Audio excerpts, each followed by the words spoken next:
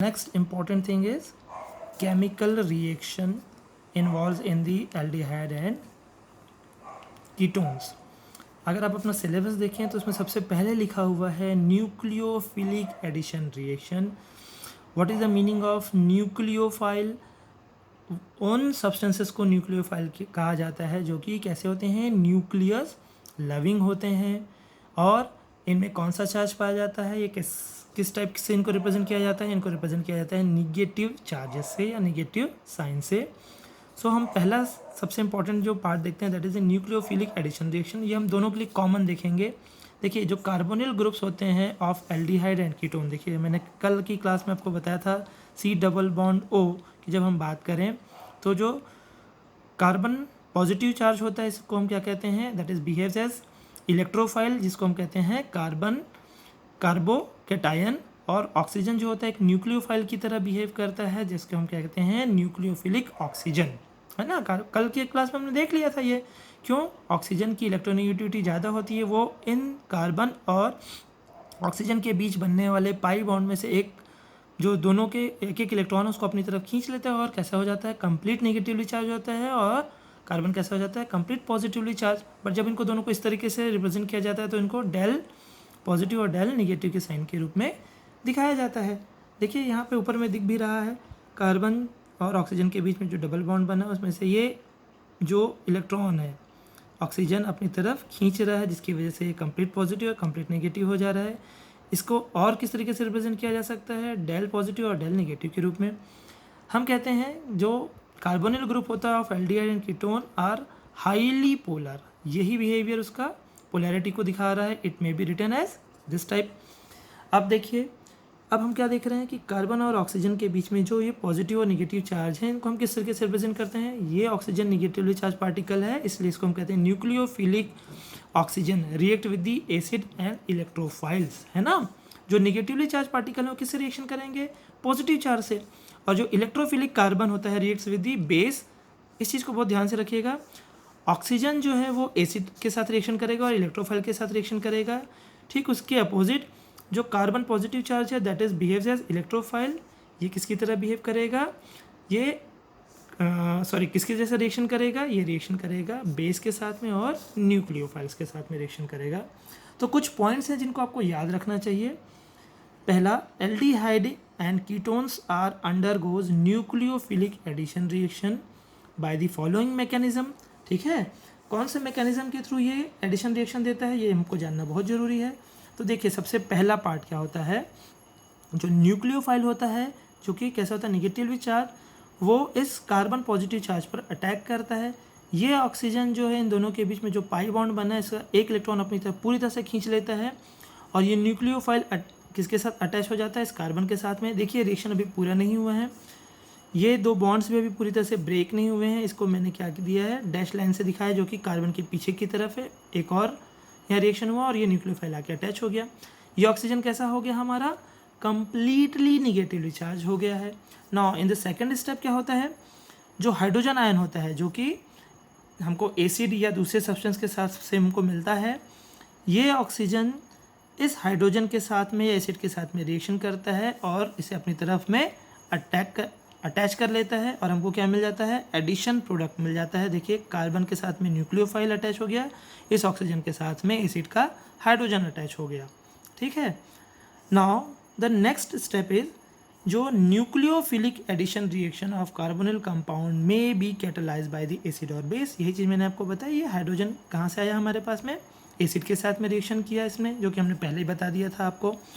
अब देखिए,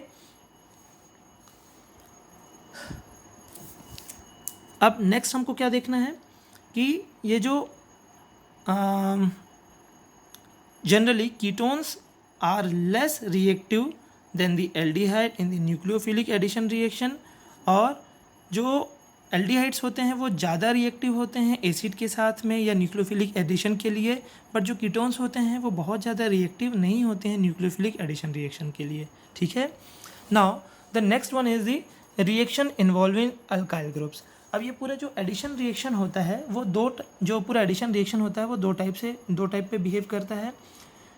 एक्चुअल में जो कार्बन की तरफ रिएक्शन कर सके, जो ऑक्सीजन के साथ रिएक्शन कर सके, या जो अल्किल ग्रुप के साथ में रिएक्शन कर सके। तो सबसे इम्पॉर्टेंट है हमारा जो पहला पार्ट है, that is reaction involving alkyl groups. ठीक है, सो हम पहली चीज़ पढ़ते हैं एल्डोल कंडेंसेशन। एल्डोल कंडेंसेशन आप लोगों ने अपने स्कूल के टाइम में भी पढ़ा होगा, थोड़ा बहुत उसके बारे में जानते होंगे। एल्डोल कंडेंसेशन क्या बोलता है, देखिए, एल्डिहाइड कंटेनिंग अल्फ़ा हाइड्रोजन। अब ये अल्फ़ा हाइड्रोजन क्या होता है, कार्बन के इस ऑक्सीजन के बस जस्ट नेक्स्ट वाले कार्बन से जो अटैच हाइड्रोजन होता है उसको हम कहते हैं alpha hydrogen. Alpha hydrogen undergoes self addition in the presence of base to form the product called aldol। ठीक है, इसको मैंने बहुत सिंपल तरीके से यहाँ समझाने की कोशिश की है, दैट इज कंडेंसेशन रिएक्शन। हमको सबसे इम्पॉर्टेंट है कंडेंसेशन रिएक्शन समझना। ये क्या होता है, a reaction in which 2 or more molecules are combined to form a larger molecule with the simultaneous loss of small molecules such as water और methanol. ठीक है, तो हम इसे कहते हैं कंडेंसेशन। और एल्डोल कंडेंसेशन क्या होता है, एल्डोल कंडेंसेशन होता है जब कभी aldehyde containing alpha hydrogen undergoes self addition reaction in the presence of base. है ना, हमने बताया था कि कार्बन जो है बेस के साथ रिएक्शन करता है और ऑक्सीजन एसिड के साथ रिएक्शन करता है। तो कार्बन से लगा हुआ जो हाइड्रोजन है वो बट ऑब्वियस है वो बेस के साथ ही रिएक्शन करेगा। So the product is called the aldol products, the reaction is called the aldol condensation. है ना, यहाँ कंडेंसेशन रिएक्शन क्या था, हमने बोला कि जब दो मॉलिक्यूल्स आपस में रिएक्शन करते हैं तो लार्जर मॉलिक्यूल बना लेते हैं और स्मॉलर मॉलिक्यूल जैसे वाटर या दूसरे सब्सटेंस अलग हो जाते हैं। है ना, सो the term aldol is derived from the combination of words aldehyde and alcohols। बहुत कॉमनली इनको कहा जाता है aldehyde और alcohols जब आपस में कंबाइन करते हैं तो क्या बना लेते हैं, नया कंडेंसेशन प्रोडक्ट बनाते हैं। यहीं से इसका नाम पड़ा एल्डोल। ये किसी साइंटिस्ट का नाम नहीं है बच्चों, है ना। The 2 functional groups present in the product, ठीक, that is the aldol condensation. हम एग्जाम्पल लेते हैं। ये एग्जाम्पल क्या होता है, 2 molecules ऑफ एल्डिहाइड्स। यहाँ पे हम 2 molecules ही ले लेते हैं एल्डिहाइड के जो कंबाइन करते हैं एक साथ और इन द प्रेजेंस ऑफ बेस। सबसे सिंपल बेस हमारा क्या है, सोडियम हाइड्रोक्साइड। ये क्या बनाते हैं और 3 हाइड्रोक्सी ब्यूटेनल। क्या बना लेते हैं, 3 हाइड्रोक्सी ब्यूटेनल। एक नया हमको क्या मिल जाता है, एल्डिहाइड मिलता है। बनेगा तो एल्डिहाइड ही, जब कीटोन से रिएक्शन करेंगे तो कीटोन ही बनेगा, एल्डिहाइड रिएक्शन करेंगे तो एल्डिहाइड ही बनेगा। देखिए क्या बना, हमने 2 बहुत सिंपल से एल्डिहाइड्स लिए। हमने क्या लिया, acetaldehyde CH3 C double bond OH CH3 C double bond OH। मैंने इसे इस तरीके से रिप्रेजेंट किया CH2H, है ना, और यहाँ पर H, ताकि आपको ज़्यादा आसानी से समझ में आए। ये हाइड्रोजन और देखिए और ये हाइड्रोजन आपस में रिएक्शन करेंगे और हमको क्या बनाएंगे, CH3COH। देखिए CHOH, यहाँ से ये हाइड्रोजन ऊपर आ जाएगा, इसके साथ रिएक्शन करेगा। अभी मैं आपको मैकेनिज्म पूरी तरह समझाऊंगा। CH2 C double bond OH क्या बना हमारा, 3 हाइड्रोक्सी ब्यूटेनल, दैट इज इसे हम कहते हैं एल्डोल। इसका मैकेनिज्म क्या है, इसके मैकेनिज्म को हम अलग अलग स्टेप में बहुत ईजिली समझ सकते हैं। जो पहला स्टेप है वो कहता है reaction is reversible and involves the following step. The first step is the enolate form और इनोलेट आयन इज फॉर्म्ड। ठीक है, इनोलेट बनता है या फिर इनोलेट आयन भी हम इसे बोलते हैं, वो बनता है हमारा। सबसे पहले देखिए क्या हुआ, सोडियम हाइड्रोक्साइड का OH निगेटिव आयन जो है वो हमारे CH2CH C double bond OH के साथ में क्या करेगा, रिएक्शन करेगा। ये निगेटिव आयन है, हमें बहुत अच्छे से पता है कि ये कार्बन जो है ना, ये हाइड्रोजन अपनी तरफ खींचेगा, जिसकी वजह से क्या हो जाएगा, देखिए ये C डबल बॉन्ड O, ये CH2 का